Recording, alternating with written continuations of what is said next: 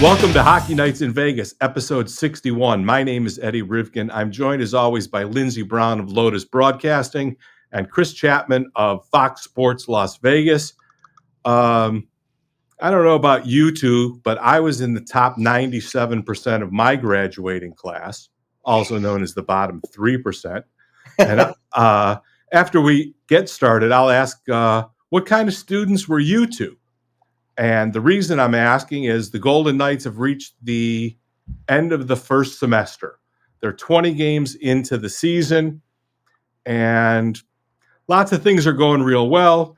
Some might be open to improvement, but this is going to be the report card episode, and we're going to be the teachers and assign grades. I don't know how this is going to work out, but we're going to go over all the elements of the Golden Knights game. I'm going to ask you to briefly give us your opinion on the topic and then present us with your final answer, the grade. And you at home will be able to see all of our report cards and give you the opportunity to let us know what you're thinking. This episode, like all others, is brought to you by the Las Vegas Advisor, www.lasvegasadvisor.com. Your home for everything Las Vegas except F1, because most locals are glad it's over, but that's for another episode. And also, agelessforever.net, www.agelessforever.net. My good friend, Dr. John Pierce.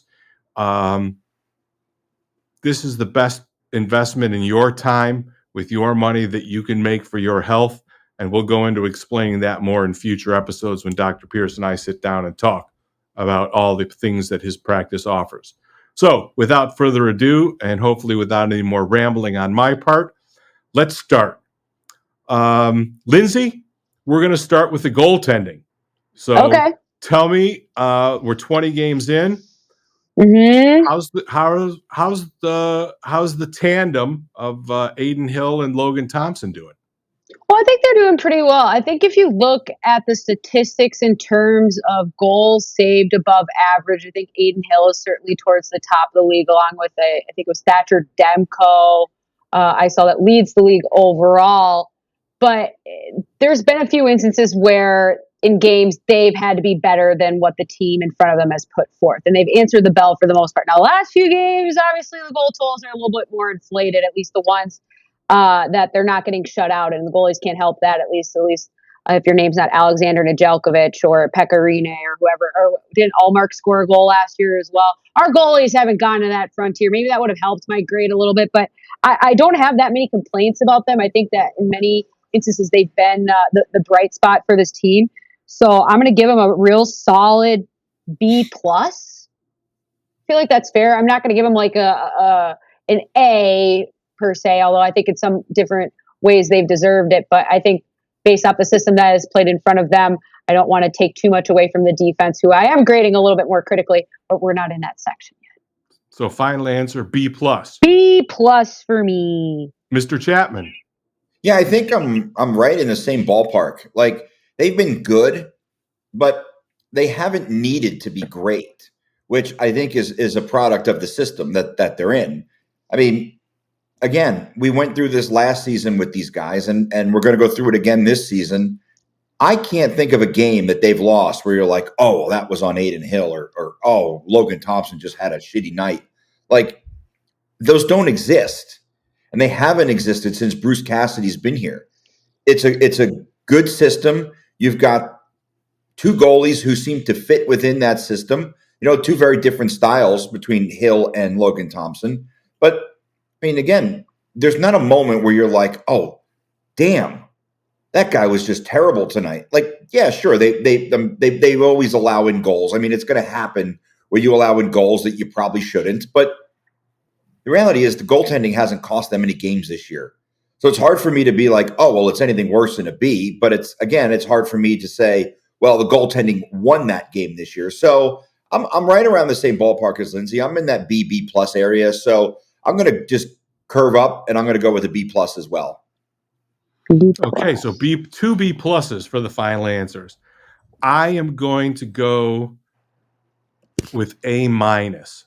And the reason I'm going to go with A minus is I believe after the Dallas game, both Las Vegas Golden, not Las Vegas, both Vegas Golden Knights goalies have a point. I think they both have an apple. I think on the overtime goal, Logan Thompson was credited with an assist. But I think the points are all basically the same. There's been a couple of less stellar outings from the goaltenders, but they've outscored the deficiencies, you might call it. I'm speaking specifically of the Montreal game. You give up 5, that's obviously not an ideal sort of scenario, but you score 6, you get the 2 points, and it is what it is. I think that they're doing exactly what they need to do. I think the team's identity we're starting to see very clearly is they do play down to their competition a little bit. So in games against, I guess you would say, lesser opponents, they're going to be challenged more. And the benchmark on the opposite side is just look at the 2 games against Dallas. Those were 2 legitimate playoff games. Mm-hmm. And there were a lot of high danger chances, a lot of real grade A scoring opportunities on both sides. And the Golden Knights really sort of just played up or played more like what we expect them to. Now, they're not going to play at that level, on a Saturday afternoon in Ottawa or, a Thursday night in San Jose. But the goaltending is rock solid. I mean, if you think about it, Kelly McCrimmon remade the goalie market in the NHL. When you look at what they were making last year and even giving Adin Hill the appropriate raise for basically carrying them through to the Stanley Cup, all the other teams now are sort of modeling after the low budget. There's no more $12 million. There's no new $12 million in that. And I think that they've been just fine. They've been as advertised, as expected. And if you give them each a point, I give them an A-. That's my final answer. They both are correct. They both do have a point. Logan Thompson had that 100-foot pass. I can't remember who it was against. I believe it was on a Marchessault goal. I know it was at home. And then, Hill gets a point the other night. So they both do have a point. But when you look at what's important to goalie stats and the metrics that I was trained on to not be below, you never want to be below a 90 save percentage. That's bare minimum. And you want to keep your goals against average. If you can sub 2, like that's an elite level, but for sure below a 2.5. Right now, Adin Hill is rocking a 9.32 save percentage, which is filthy. And then a goals against average of 1.97, just under 2. So he's playing fantastic. And Logan, not as many starts, not as many saves. Numbers are a little less favorable, a 92 save percentage and a 2.48 goals against. Those are your goaltenders making sure that they show up every night, giving themselves a chance to win. When I look at those stats too, the splits, right? Adin Hill, 12 starts, Logan Thompson, 8. It's a pretty, you're not going to get 50-50, but, and my math is terrible, but you're given what? 60% of the starts about to Adin Hill, and Adin plays 2, Logan plays 1. That's typically the rotation for everybody. Yeah. That's what it is. So there's not a lot of teams, at least good teams around the league, that have the ability to do what the Golden Knights are doing in net. Like I haven't gone in depth and looked at but you look at the Rangers, for example. Shesterkin's going to get 90% of the starts there. You look at the Winnipeg Jets. Connor Hellebuck's going to get a lot more starts than Laurent Brossoit. So, LA is a little bit probably closer to Vegas in terms of their stats. But still, when you have a split as fairly close as this, for the numbers to be, Hill's numbers are better than Thompson's. There's no, you could look those up and see for yourself. But they're still comparable. And there's not really a drop-off when you go from Hill to Thompson that's glaring. Like, Thompson's played pretty well considering he's the backup, and he's generally not going to get the bulk of the starts. So or the marquee starts. Correct. Clearly the way they're working it is they don't care if it's the front end or the back end of a back to back. Adin Hill's going to play the better The harder opponent, team. the Yeah. better opponent. That's Well, he's probably played fair. both games against Dallas, I think, Right. and so that those are the two games where you look at, and the Golden Knights have played a grade A opponent, so to speak, and in both of those games he's been fucking phenomenal. So I think it skews to a higher end, and I mean I feel comfortable with a B plus, but I could go for an A minus. I mean I think they've been good, so Yeah. there's really no complaints. I think the right comparable. I mean, if you look at Hellebuck and you look at Jake Ottinger, what do you see? You see 60-ish starts a Yeah, season, and then what? Playoff failure. I yeah, think the right comparable is probably Boston yeah. with Swayman and Allmark as far as how they're sort of splitting their games. But again, two B pluses and A minus for a team that's 14-4-2. I think we're all pretty close to agreement. Let's talk about the offense. They came out flying out of the gate, 4 or 5 goals a night, lighting people up like Christmas trees, and that sort of tailed off a little bit. They've been shut out twice in the last 4 games. There are a number of Golden Knights on what you would probably consider an extended sort of goal drought, 8, 9, 10 games ish. But on the other hand, they have 2 20-point scorers. Now, the Golden Knights are never going to be a team that's going to be led by one guy putting up 100 or 120 like the Edmonton Oilers or somebody like that. But everybody on the team has scored except the 2 goalies and Keegan Colasar. And White Cloud. Oh, White Cloud doesn't have a goal yet? No. Everybody's, I mean, to be fair, White Cloud just joined the team a couple Yeah, he nights. just got here. Yeah, he's only got 3 games in or something like that. And so they got diverse scoring. Nobody's blowing off. I mean, nobody's blowing up and running away with it. But all in all, Chris, what do you give the offense, the Golden Knights offense, for a grade at the end of the first semester? Well, I think it's probably pretty close to that B. I think the 2 shutouts really kind of stand out because they bring the numbers down, obviously. And the funny thing is, in the Caps game, they played really well. Like they probably should have won that game, but they ran up against a goalie who was just on his game that night, and you could debate whether or not you should get shut out by Charlie Lindgren. But from Minnesota, I'll have you know. Yes, trained by Stauber's goal crease. Nobody's ever come out of there. Oh, and then maybe you could say that you shouldn't get shut out by Alex Nedeljkovic. But the reality is, in both of those games, the Golden Knights created chances. They just couldn't put the puck in the net. I mean, I feel like the Capitals game was a one-off, but then the problem was they followed it up in Pittsburgh with a game that probably should have been a one-off. And I think the goal scorers, look, you look at the numbers, William Karlsson on pace for an 80-point season. Jack Eichel on pace for an 80-point season. Chandler Stevenson's missed some time with an injury. He rejoined them on the road trip. I mean, Mark Stone is who he is. He's not gonna light up the scoreboard, but he's gonna find ways to score big goals in big moments. So like I feel like it's definitely better than average, but when you look at their goals per game, it's fairly in the middle of the rest of the league. But I feel like those 2 shutouts really brought those numbers down. So I'm going to go with a B. Look, it's been good. It hasn't been phenomenal. There have been moments where they've looked phenomenal, but from a consistency point, as you mentioned, Eddie, they came out like a house on fire or whatever the phrase is, and they've kind of come back to the pack a little bit. So, look, the most important thing is that they're winning games, but I think there have been moments this year where you're like, we need a little bit more in this game, and they just didn't seem to get it. So your final answer is a B. My final answer is a B, yes. Lindsay?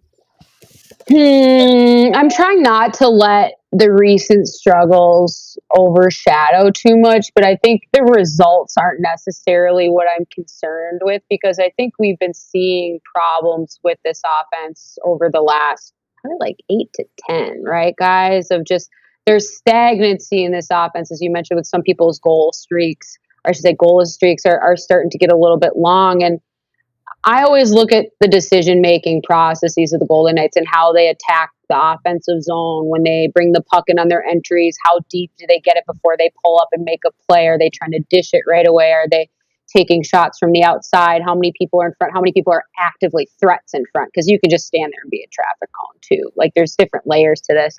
And so, like, I feel that most of my grades are very critical because we've seen what they're capable of. And I think we have a better idea of what the potential is for this offense. And I don't think they're sniffing it right now. I genuinely don't. And so I'm gonna be a little bit more harsh. I'm gonna probably give them a B minus. Because they're not finishing as well as I would like to see. I think Sinbin just tweeted out they have the most shots that create rebounds, but they've also given up more goals off of rebound than shots that they've given. And that's, I think, a direct result of what we'll get into when we talk about the defensive. I'm not going to tell you guys, like, it all loops back to the defensive group, but Okay, I'll give the B minus final for them. answer. Yep, B minus for the offense. And Chap, what did you have? I had a B, and let me clarify. When I said Mark Stone doesn't light up the scoreboard, what I meant was he's not going to go out and score 40 goals for you. That's true. He's gonna compile points. He's just not going to score 40 goals. Like, he's not Austin Matthews or Connor McDavid or Leon Draisaitl. I think the most telling thing about the offense recently is that Bruce Cassidy had to go to the storage locker and bring out the line blender. We didn't really see it for the first 12 or 13 games. But in the last few games, and it's not even being late. I mean, it's fairly early where they're just, I think stagnant is exactly the right word. They're trying to find something to build off of because they're just going through the motions out there, but they're not a real threat. And Cassidy is standing behind the bench, and you can see him sort of starting to pace a little bit, and you can see the steam kind of rising a little bit. And then the next thing you know, Carrier's on the second line, Amadio's down on the fourth line. And I think that's the indication that things aren't grooving. They're not flowing the way that they want to flow. While it was fantastic, the grand opening and the no hangover and all of those other things, they are in a bit of a rut offensively. Cotter doesn't have a goal in 10. Howden doesn't have a goal in near forever. I mean, there's a bunch of them that are in that 8, 9, 10.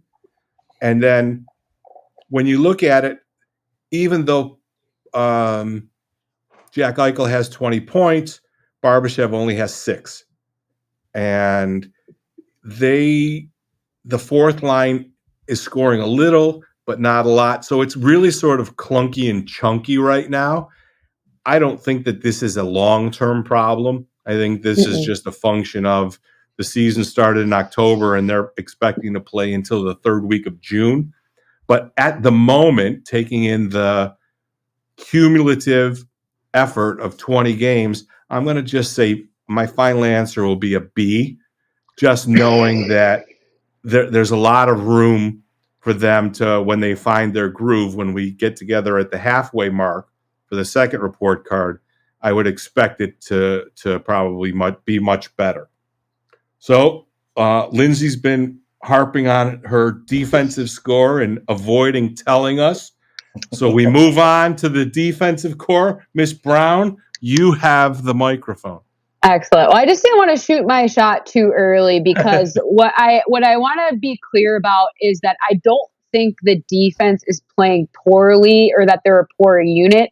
It's that they've had to find different ways to survive the different injuries they've had to go through to start the season, and some bad habits have to be rectified, or at least some new neural pathways need to be retrodden down now that you have Zach Whitecloud back, now that you have Nick Hague back, now that you can say Shea Theodore. You do not have to do everything yourself, because when you ask guys like Shea Theodore to do everything, what suffers the most? Their defensive game, especially when the offense isn't scoring as much. And that's why it's a completely interconnected unit, right?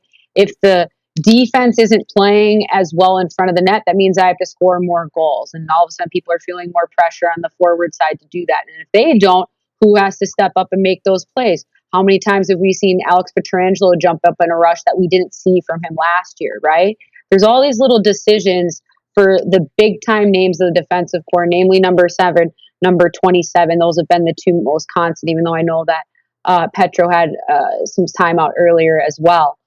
But when those two guys start jumping too much, this team suffers in front, because if you're not adhering to the system, to every P and Q, Eddie, you were a military guy. Like, when you start letting little things go here and there, how easy is it to keep making that decision over and over? Or how hard is it to return to the button upness? I need to be here in front of the net. I'm not going to sneak in the corner. I'm not going to add an extra body. I'm not going to gravitate with the gravitational pull of the puck instead of staying with my body and checking them in front.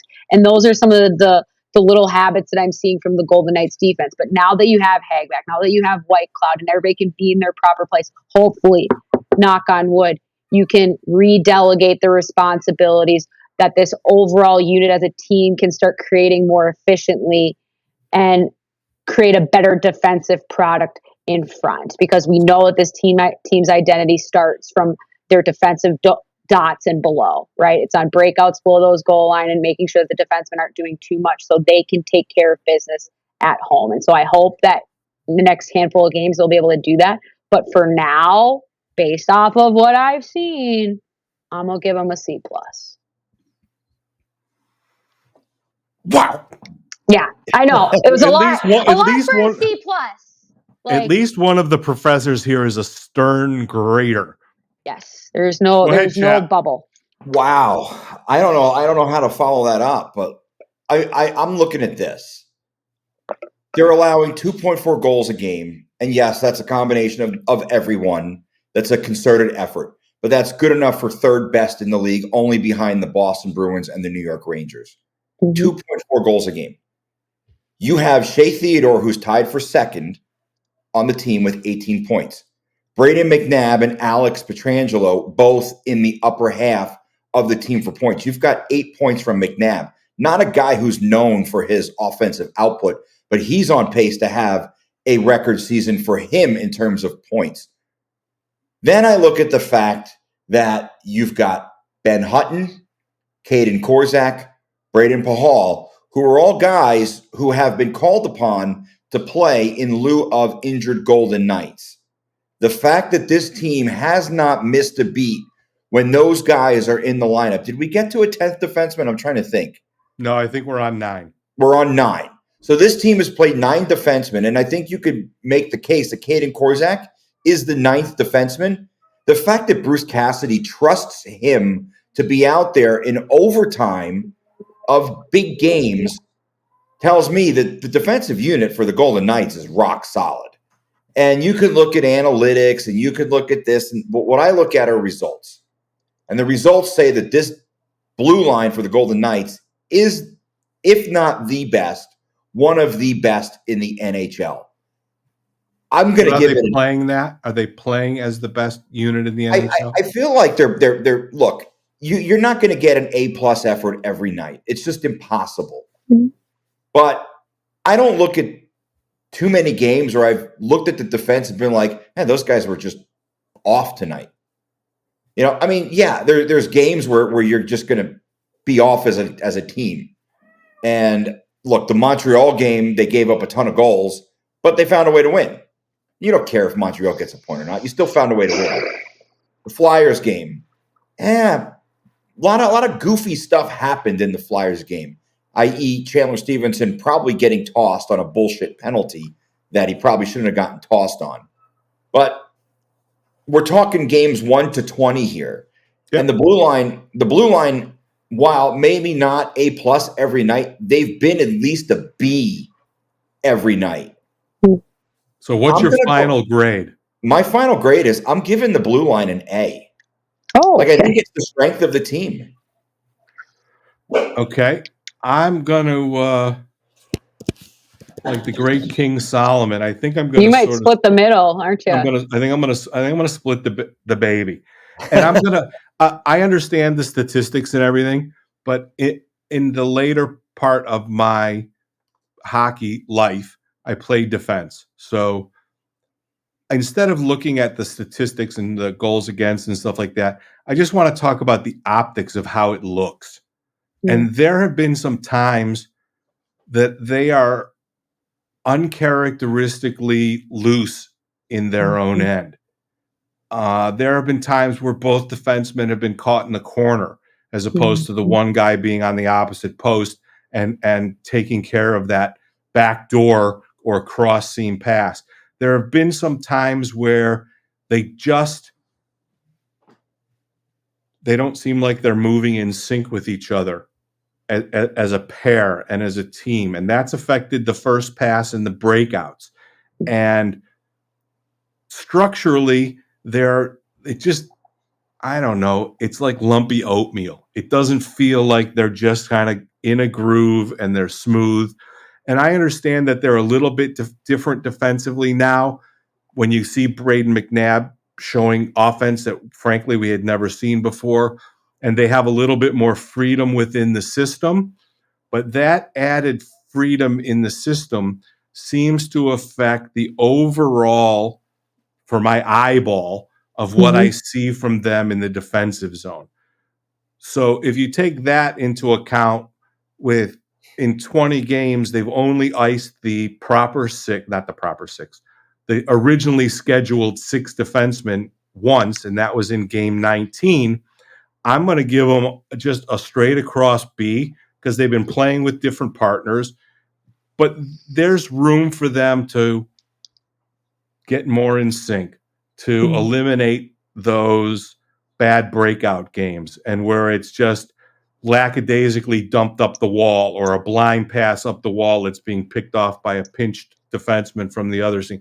There are some, I don't want to say that they're lazy mistakes because they're not a lazy team, but they're just not quite completely moving as a unit, in my opinion. They're autopilot mistakes. That's what I think they are. Yeah, they're just like you're going through the motions, and that's why, in a lot of ways, the start that they had that was so successful, right? The no hangover.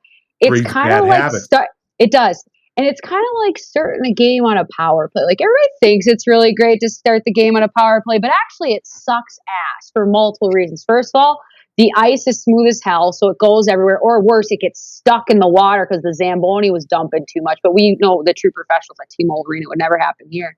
But then you don't have your legs awake. You don't have those first couple crisp passes. Maybe it's tape to tape. Maybe it's off the wall. You're just not fully integrated with the timing of the game. And it creates a lot of problems. Plus, it jumbles your lines before you're prepared to really do that. It doesn't allow everybody to get off to the same start. And that's where I'm with you there on Eddie, where it causes this unevenness in the foundation in which the Golden Knights push everything from. And if that's the cost of the freedom of the new offensive uptick for the defenseman, I'm not really sure if I want to continue to pay it. But I think it was necessary for them to do that through the early goings because of the injuries and then the different scoring, because everybody's getting a piece of the pie, but the pie is mostly being baked by 2 or 3 players. Like William Karlsson's a huge player. If he's not producing, like else does that come from, really? And so I want to push back a little bit on something you said, because when you mentioned, the maybe playing a little loose in the defensive zone. Well, we see Shea Theodore, and I will name Shea Theodore, right? Because there are multiple times, sometimes in a game, where Theodore makes a mental mistake with a pass, or he misplays a puck. But if it's 1 or 2 players, are you going to hold that against the entire unit? Like Shea Theodore making a mental mistake should have no effect on Nick Hague. We're not grading individual players. We're grading them as a unit of 9. So when one guy, Shea Theodore is getting the most minutes and being deployed the most as a defenseman, then his performance affects the weight for the overall unit a little bit more. Like I don't think that that's fair, but I understand why you're doing that. But like I feel like his 1 or 2 mistakes a game, that doesn't bring down the entire unit. If they lose because of it, it's like, okay, well then you look at that and say, well, that mistake. But like I just don't know. Like Alec Martinez should not be weighed down by a mistake that Shea Theodore makes in the second period. If we're grading as a unit, one guy should not bring down, or 1 or 2 guys. Shea's not the only one making mistakes. Like Alec Martinez drifts out in the lane Lehman tries to block shots a little bit too often for my taste, but we know how prolific he is at that. Alex Pietrangelo is a hell of a talent, and sometimes he takes a rush that he shouldn't. Everybody has made different decisions, but it's not reflective of just one player. They're a good unit, chat. My C plus is more of like the potential. Like, I think they can play so much better than what they actually. Yeah, exactly. It's not necessarily that I don't believe that they are capable of A. It's just that their C plus is a lot better than almost everybody else's A's in a lot of different ways, and so they can get away with stuff. Anybody want to change their grade? No, I'm good. No. You know what? I will say this: what I like about us and the three of us doing this is we're not blowing smoke up anyone's ass. You know, like we're giving you our God's honest feeling on it, and it's. I think it's good that the three of us are as different on this as we are, because it's like. You know, there's a lot of guys who will just tell you, oh, everything's dandy. And, you know, it's like, well, we sit on the row with some of them. Right. Well, and Chris, Eddie, you played. I have dealt with the sins of defensemen for years as a netminder. And Chris, you watch the game. So it's different vantage points, different perspectives. And I think that's great. It's probably the thing we've disagreed about most on this show so far. What I like is that you have a different perspective because you see the game from a different perspective. You're viewing it from the back. Eddie's viewing it from the eyes of a defenseman, and me, I'm viewing it from the eyes of a fan who's never played the game. So I feel like that dynamic makes this debate really interesting because the three of us see things completely different, but yet I feel like the three of us, we all, you know, I could see the points made by both of you guys, and maybe I am a little too, you know, oh, well, they've only allowed 2.4 goals a game. But then I'm like, well, listen, they've only allowed 2.4 goals a game. So, but I enjoy that we're so different on this one. Onward we go to special teams. The greatest coach in the history of the NHL, one Scott Bowman, said that in order to win the Stanley Cup, the total percentage of your power play plus your penalty kill must be in excess of 100. Okay, I'll say that again. Power play percentage, PK percentage, add them up, have to be in excess of 100 in order to win the cup, basically. Now, we don't talk a lot about statistics. There's plenty of guys who can go to all those websites and this, that, and the other thing. But what I want to bring in is Coach Cassidy, in his very early press conference this year, said that improving the special teams is a very important part of what will lead to a defense of the Stanley Cup. The only statistic that I'm going to give you is that the power play and the penalty kill are both in the top 10 of the NHL. And as much as my new friends, Lindsay and Chris, were only 6 or 7 episodes in, Joe and I, God rest his soul, beat Steve's spot like a red-eared mule. And he deserved it. That power play fucking sucked. It was bad. It was bad. So bringing back to this year, they're a top 10 power play, which is very good, better than it's been for them in a number of years. But there's just so much more. There's so much more talent on the ice. There's so much more that me, as a former player who gets the opportunity to watch it from the ceiling so I can really just watch the people and watch the plays, there's so much more. The burr in the saddle in my ass, they still don't shoot the puck enough. They've got snipers and they need to shoot. If they shot the puck first, instead of making 11 passes to try to get the tic-tac-toe into the bumper to finish or the wraparound, the power play would be in the high 20s instead of the low 20s and would be finishing at a greater rate. I think the power play is significantly improved from last year. I think the penalty kill, losing Riley Smith, don't even really know. You don't even recognize it. You have Jack Eichel on PK1. You have Keegan Colasar, who, I'll admit it, I never thought he was going to be on the PK. And the PK hasn't missed a beat. They've got 4 shorties. I think that's second in the league right now. But the fact that they're both in the top 10 of the NHL 20 games in, I'm not going to give them an A because the power play still frustrates me, but I'm going to give it a rock solid A- as my final answer. Lindsay? I'm going to give him a B. I'm going to give him a B. PK is, like you said, it's been solid, no disruption there. I don't even really want to talk about it because it's just not even a worry for me. The power play, though, is a worry for me. And I have some notes that I would like them to do because, clearly they're listening. Right. I don't think they stretch and compress enough. And then when they do get that look and you start working the killers where they have to go out and then you push them back and then you have to make them go out and they have to push back and getting them back and forth, off balance. They're always looking for that backdoor play, right, Eddie? But don't you think those one-timers are too far out? I think they're too far out. They're too close to the dot. They're like dot to top of circle depth. That's not going to work in today's NHL, I don't think. I think that creates extra pressure on getting the pass there and making sure you catch the goaltender there early because it's a longer shot. And I think it's harder to do because you're shooting through probably a couple more bodies that are taking up the interior. I want Jack Eichel and Jonathan Marchessault getting a little bit lower, a little bit more inside for those one-timers. You know what? That might mean there's no wind-up. That might mean it's a little snapperoo. And honestly, I'd like that pass to come from more of the top of the zone rather than going cross-ice. Because everybody's doing cross-ice. You know what? Everybody's doing cross-ice. So they got goaltenders with legs this long.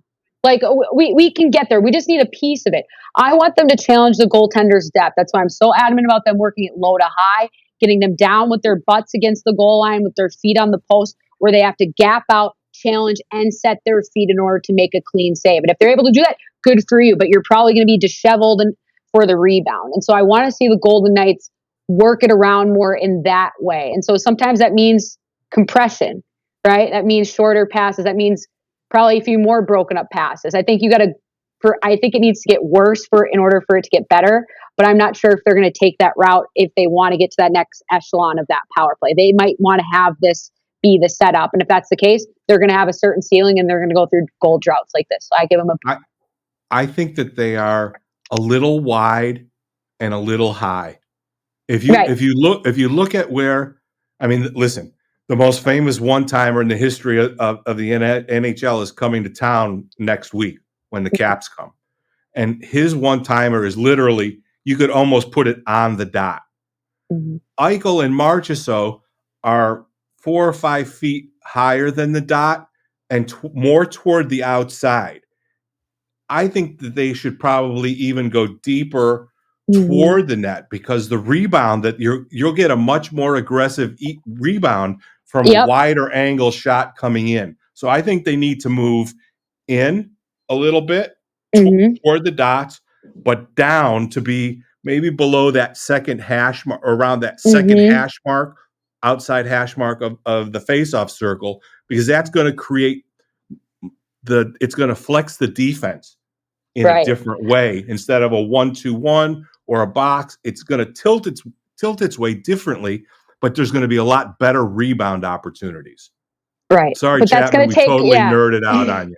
And that's going to take away that slot finish that they really like, though, which takes it's moving the low to high in a different way because we're typically looking at that like Mark Stone below the goal line to Chandler Stevenson out front, right? But if you're having Eichel and Marchessault a little bit low, which takes the slap shot kind of out of your thing, which is fine because that shot takes the longest and is the most disruptible of all. That's fine. Go with the more efficient thing. But then that means either that Stevenson is going to have to take that strong side screen or a little bit more off post on the back door. And he might not be the best suited. So now you're talking about different personnel as well. That's why it's like when you make an adjustment like this, it's so disruptive, but it could get you a completely level result. Go ahead, Chap.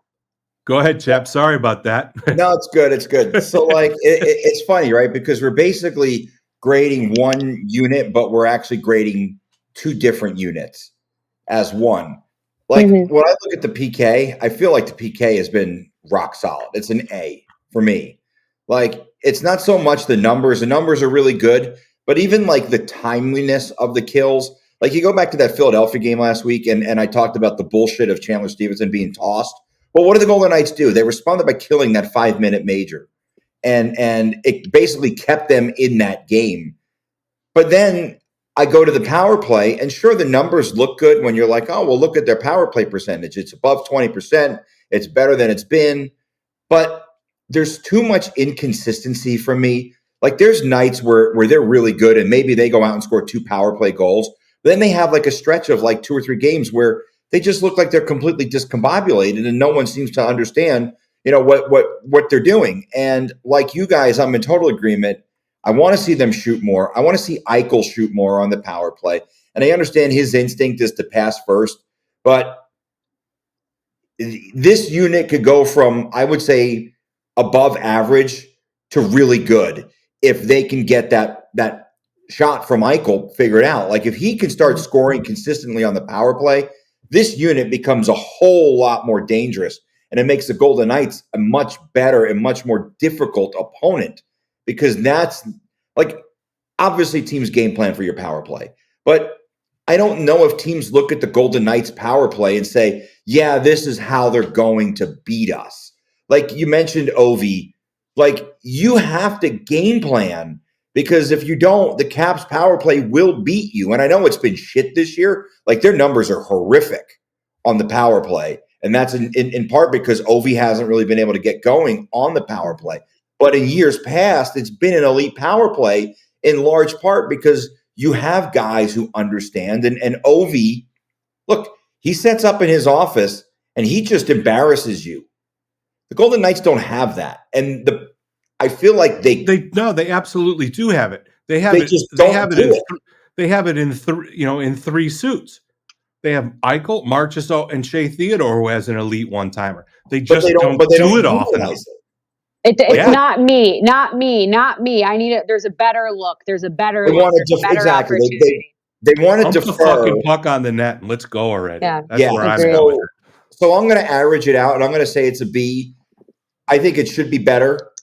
Like I feel like we've talked about potential, and I feel like the power play unit never seems to live up to its potential, and I think it kind of drags the special teams down a little bit. Like I'm more inclined to go B minus, but I feel like B right in the middle of an A and a C.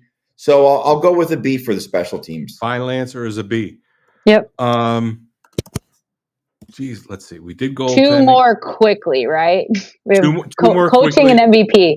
Okay, yeah. I was like, where the hell's my list? Don't worry, I'm keeping track of everything. I knew what my job coaching. was. I think coaching is the easiest one. I think it should probably take us a whopping 2 minutes each. He is not going to win the Jack Adams. He may very well win the Stanley Cup again. He is, without question, one of the top 2 coaches in the NHL. The staff has changed a little bit. They've brought in some people. They moved a couple of people down to get the kids ready in Henderson, and they haven't missed a beat. And it's real simple to me. He's the best 2 or 3 coaches in the NHL. It's an A, and I don't think there's any discussion about it. No, there's zero debate. It's an A. Actually, it's probably an A plus, because I think you could make the case that the job Bruce Cassidy's done through the first 20 games this year is more impressive than the first 20 games he coached last year. And here's why. Last year, you had a disappointed group, a group of guys who were pissed off that they missed the playoffs. And you knew they were going to come out and play well, because that's in the MO of guys like Marchessault and Mark Stone. They were going to come out and play really well last year. Yeah, there were some systems they needed to figure out, and it was a process that took some time. But this year, he's had to deal with very high expectations, the quote hangover, which there was none. So for me, Cassidy is an A plus. It's the easiest. Actually, I think MVP is pretty easy too. I'm assuming we're all going the same direction there. But to me, Bruce Cassidy's done a phenomenal job, and you know what? He should be up for the Jack Adams because he's one of the best coaches in the league. It's ridiculous that John Cooper's never won it, and it'd be ridiculous if Bruce Cassidy doesn't at least become a finalist this year, assuming the trajectory remains the same for this team.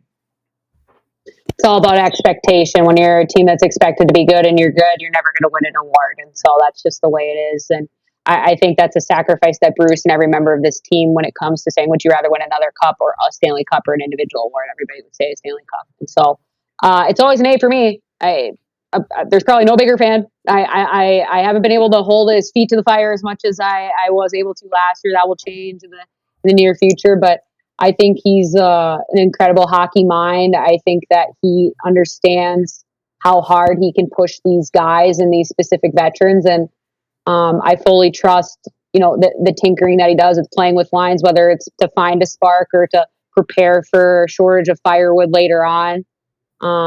There's nobody in this league that I would entrust this team more willingly to. And so I think he's going to lead into the promised land.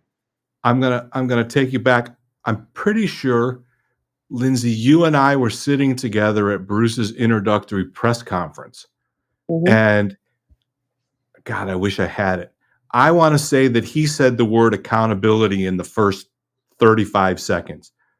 And I looked over to Lindsay and I said, I'm in. And I said, I think they're going to win the Stanley Cup. And he just gets it.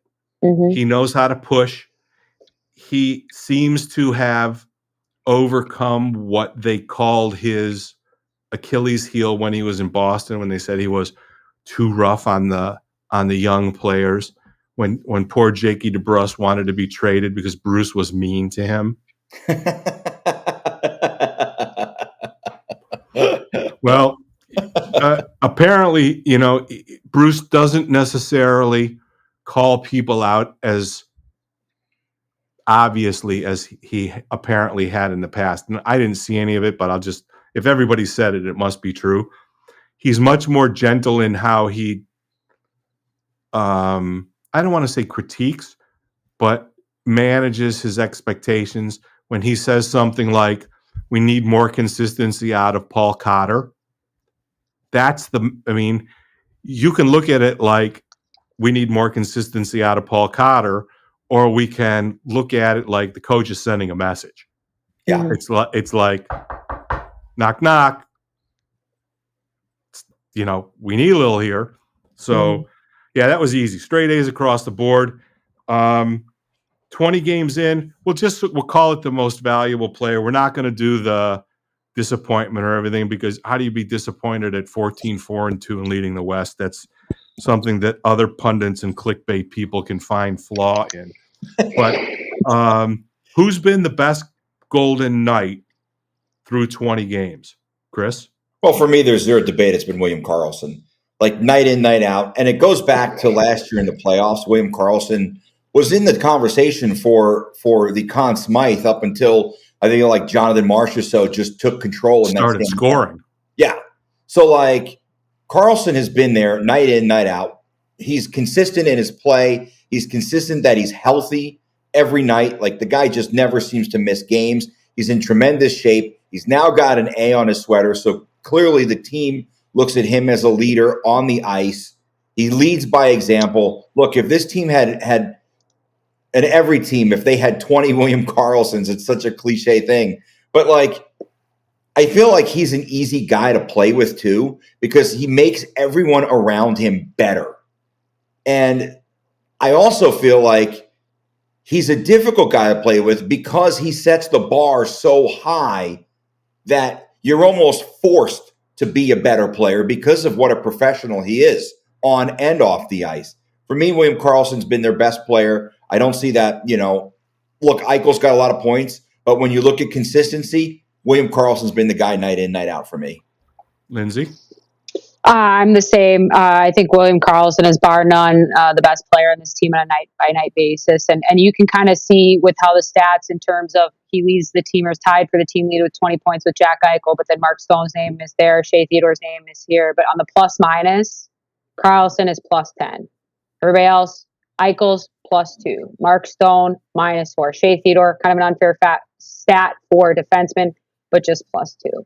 Like, the fact that he finds a way in the beginning of the seasons to be such an offensive force, in addition to what he's been able to develop in his defensive game, he's the guy you want taking defensive zone faceoffs. He's the guy that's always going to hit his mark in the defensive zone to make sure that things aren't going to go awry. I'm not going to go chasing anything. You know where I'm going to be. You have that reliability. And his shooting percentage is way up. It's a little bit unsustainable. He did the same thing during the first season, but you got to ride those waves. And when that wave ends, he has a great overall game to fall back on, while the rest of his teammates hopefully pick up the slack. So William Karlsson for me. I'm gonna chicken out, and I'm gonna say that it's a tie. Okay. It's a tie, and I'll tell you why it's a tie. It's a tie between William Karlsson and Jack Eichel, and it's a tie because both of them are surprising in a different way. Karlsson is surprising not in his 200-foot game, but in his offensive production, which is, I think would all agree, above expectation. Jack Eichel continues to not surprise me, but continues to show his maturity and the fact that he's a legitimate 200-foot. He's even blocked a couple shots, but the fact that he now plays on the power play, plays on the penalty kill, is the number one center, is the leading scorer. He continues to evolve into a better and better hockey player under the tutelage of Coach Cassidy. I don't think it's a huge surprise that he's doing it, but to me, it's just impressive. I don't think that there's a player in the NHL that holds on to the puck better and fends off defenders when he has the puck. I don't think there's a better player in the NHL than him. Does he hold on to it sometimes too long and make me want to scream at the TV? Yes. But still, through 20 games, I'm going to go with co-MVPs, and I know that's the chicken shit way out of it, but they're the best two players. So we won't do a recap of the scores because there's too many of them, and we have a hard out we have to get to. So that's going to wrap up episode 61. The first semester is complete. The Golden Knights are 14-4-2. We always want to thank the Las Vegas Advisor, www.lasvegasadvisor.com, your go-to spot for everything in Las Vegas. www.agelessforever.net, Dr. John Pierce, concierge medicine, everything that makes you feel good, that my good friend Dr. Pierce can help you with. Now, God damn it, we have 3 subscribers to get to 200. Chapman's throwing in posters. I'm throwing in gold statues and I'll coins. throw in more. I was cleaning out my closet today and I came across cards.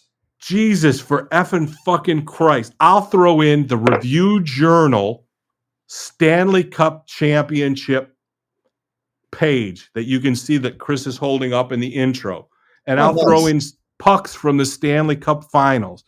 I don't even remember why we need 200 subscribers. But for the love of God, can you tell a couple of your friends, can we at least get to 200 so I don't have to beg like a stripper with a wart on her forehead anymore? I've had enough begging, okay? Episode 61 is in the books. We will be here next week. Our hard out is in 30 seconds. Thanks, everybody. Please like and subscribe. We are out of here. Goodbye.